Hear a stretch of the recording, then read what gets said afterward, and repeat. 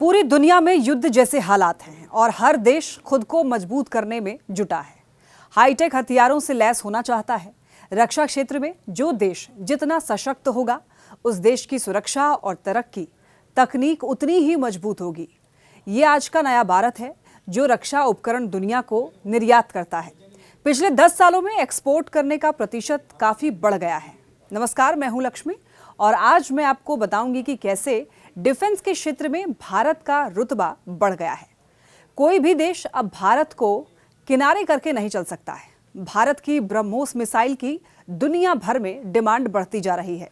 Vietnam, Philippines के बाद बड़ा मुस्लिम देश ब्रह्मोस मिसाइल खरीदेगा। एशिया में ड्रैगन यानी चीन का दादागिरी खत्म होकर ही अब रहेगी।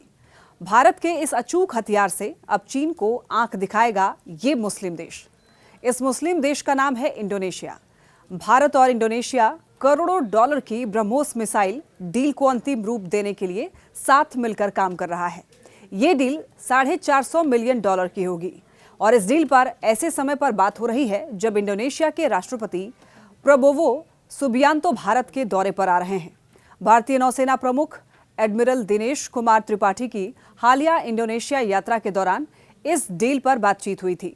ब्रह्मोस मिसाइल अपनी गति और सटीकता के लिए जानी जाती है। ये मिसाइल दुनिया की सबसे ज्यादा मुस्लिम आबादी वाले देश इंडोनेशिया की तटीय और समुद्री रक्षा क्षमताओं में अहम इजाफा करेगी। इंडोनेशिया के रक्षा मंत्रालय ने भारतीय पक्ष को $450 मिलियन के ब्रह्मोस सौदे के संबंध में पत्र भेजा है। उम्मीद की जा रही है कि प्रबोवो सुबियांतो के भारत दौरे के दौरान इस सौदे की घोषणा की जा सकती है। उन्हें भारत के गणतंत्र दिवस समारोह में मुख्य अतिथि के तौर पर आमंत्रित किया गया है। इंडोनेशिया और भारत में यह सौदा अगर होता है तो वियतनाम, फिलीपींस के बाद इंडोनेशिया ब्रह्मोस मिसाइल खरीदने वाला तीसरा एशियाई देश बन जाएगा।